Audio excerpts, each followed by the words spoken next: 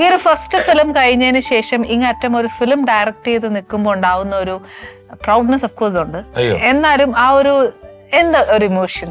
അല്ല, അതെ, ഒരു ഭയങ്കര ഒരു യാത്രയാണല്ലോ. നമുക്ക് എല്ലാ ആൾക്കാരും ഇവൻ സിനിമയുടെ പുറകെ നടക്കുക എന്ന് പറയുമ്പോൾ ഏറ്റവും ആദ്യം ചോദിക്കുന്നത് എന്തായി എന്നുള്ളത്.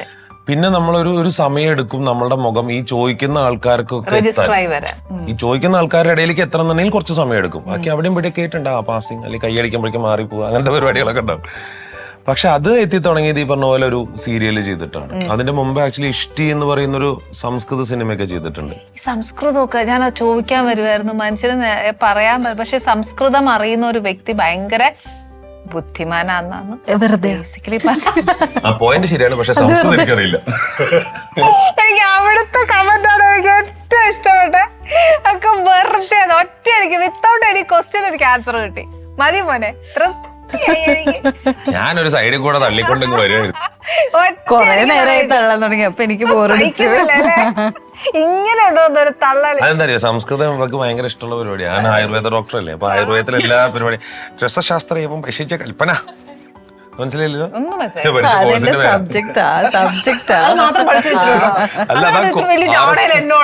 RSBK എന്ന് പറഞ്ഞ കോഴ്സിന്റെ പേരാ. ഞാൻ സംസ്കൃതത്തിൽ പറയാന്നുള്ളൂ. രസശാസ്ത്ര ഏവം ഭക്ഷിച്ച കൽപ്പന. ഇത് മാത്രമേ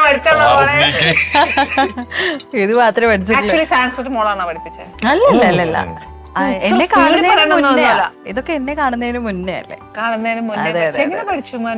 അത് അതിന്റെ ഡയറക്ടർ പ്രൊഫസർ സ്ക്രിപ്റ്റ് എഴുതി തന്നു മലയാളത്തില്. നമ്മള് ബൈഹാർട്ട് ചെയ്തു. ഞാൻ വിചാരിച്ചു സംസ്കൃതം ഒക്കെ പഠിച്ചിട്ട് അതിന്റെ അർത്ഥം മനസ്സിലാക്കിയത്. ആക്ച്വലി നിങ്ങളുടെ ലവ് മാരേജ് ആയിരുന്നു?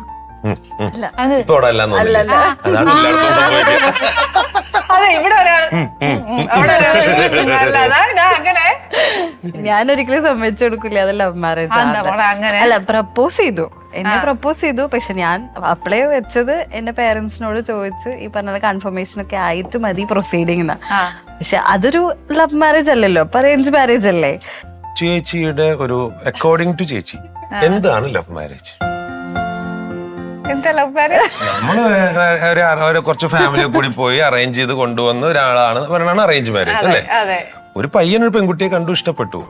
ആദ്യം പെൺകുട്ടിയോട് പറഞ്ഞു, അപ്പൊ പെൺകുട്ടി പറഞ്ഞു വീട്ടുകാരോട് പറയണം.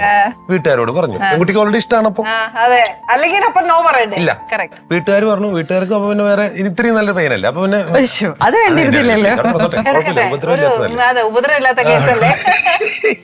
അപ്പൊ അവർക്കും ഇഷ്ടമാണ്. പിന്നെ അത് ലവ് മാരേജ് അല്ലേ? ആണോ? ഞാൻ സമ്മതിച്ചു കൊടുക്കൂല. ഇപ്പോഴും സമ്മതിച്ചു കൊടുക്കാൻ പ്രേമിച്ചിട്ടില്ലെന്നാ കാണുന്നത്. മോളെ എങ്ങനെ കണ്ടേ? ഞാൻ അവിടെ ട്രിവാൻഡ്രത്ത് അതും ഈ സണ്ണിച്ചേട്ടുണ്ട്. സണ്ണിച്ചേട്ടന്റെ ട്രീറ്റ്മെന്റ് പുള്ളിയുടെ ട്രീറ്റ്മെന്റിന്റെ ആവശ്യത്തിന് വേണ്ടി പോകുമ്പോ ഇവളോട് ഇന്റേൺഷിപ്പ് ചെയ്യാം ട്രിവാൻഡ്രത്ത്. അന്ന് കണ്ടു, ഹായ് ബൈ. പിന്നെ കുറെ കഴിഞ്ഞതിന് ശേഷം 2 കൊല്ലോ 1.5 കൊല്ലം കഴിഞ്ഞപ്പോ ഒരു ന്യൂ ഇയറിന് എനിക്ക് മെസ്സേജ് അയച്ചു. ഒരു happy new year happy new year അയച്ചു. അതൊരു പിടിവള്ളിയാണല്ലോ. അതും മെസ്സഞ്ചറില്, വാട്സപ്പിലല്ല, നമ്മുടെ ടെക്സ്റ്റ് മെസ്സേജറിൽ ഒന്നുമല്ല, മെസ്സഞ്ചറിലാണ് ഞാൻ അയച്ചത്. അതെ, മതി നമുക്ക് ഏതെങ്കിലും ഒരു പിടിവള്ളി ഒന്ന് ഇട്ട് തന്നേച്ചാൽ മതി. നമുക്ക് കുറെ ആൾക്കാർക്ക് അയച്ചിട്ടുണ്ട്. ലാലേട്ടനെ അയച്ചിട്ടുണ്ട്, മമ്മൂക്കൊക്കെ എല്ലാ വർഷവും ചെയ്യുന്നതാ. ഞാൻ പലപ്പോഴും പറഞ്ഞിട്ടുണ്ട്, എനിക്ക് ഭയങ്കര ഇഷ്ടമായി. എല്ലാ വർഷവും ലാലേട്ടനും മമ്മൂക്കും, ഞാൻ ലാലേട്ടനും ഫാനാണ്. അപ്പൊ എസ്പെഷ്യലി എല്ലാ വർഷവും ഞാൻ ഇങ്ങനെ അയച്ചോണ്ടിരിക്കും, എനിക്ക് ഇഷ്ടമാണ്. അപ്പൊ അനൂപിനെ അയക്കണം തോന്നിയാണ് ഇത്രയും വലിയ ആൾക്കാർക്കൊക്കെ അനൂപിനെ എവിടെയാ കണ്ടത്?